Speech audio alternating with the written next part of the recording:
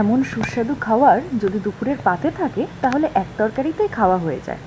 আসুন জেনে নিই এই সহজ রেসিপিটা। ভালো করে পেস্ট করে নেব কালো সর্ষে, সাদা সর্ষে ও কাঁচা লঙ্কা। পটলগুলোকে চিড়ে নেব যাতে মশলাটা পটলের ভেতরে খুব ভালোভাবে ঢোকে। কড়াইতে তেল গরম করে নেব, তারপরে হলুদ ও স্বাদ মতো লবণ দিয়ে দেব।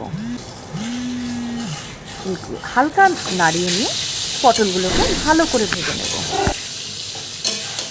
পটলগুলোকে ভালো করে ভেজে নিয়ে একটা বাটিতে আলাদা করে নামিয়ে নেব। ফোড়নের জন্য নিয়ে নেব আমরা কালো জিরে ও কাঁচা লঙ্কা। হালকা ভেজে নিয়ে ওটাই দিয়ে দেব সর্ষে বাটা। ভালো করে নাড়িয়ে নেব। দরকার পড়লে আমরা একটু জলও দিয়ে নিতে পারি। আমি এখানে সেই সর্ষে বাটা বাটির ধোয়া জলটাই ব্যবহার করেছি। বাটা ও জলের মিশ্রণটা হালকা ফুটে গেলে আমরা আস্তে আস্তে তার মধ্যে দিয়ে দেব ভেজে রাখা পটলগুলিকে।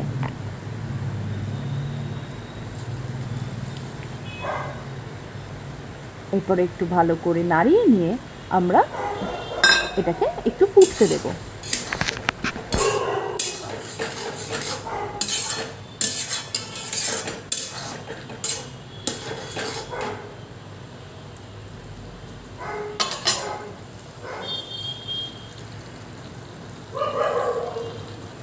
যখনই মশলাটার থেকে এরকম করে তেল ছেড়ে দেবে তখনই বুঝতে পারবেন আপনার পটলগুলিও সিদ্ধ হয়ে গেছে ও মশলাটাও ভালো করে রান্না হয়ে গেছে।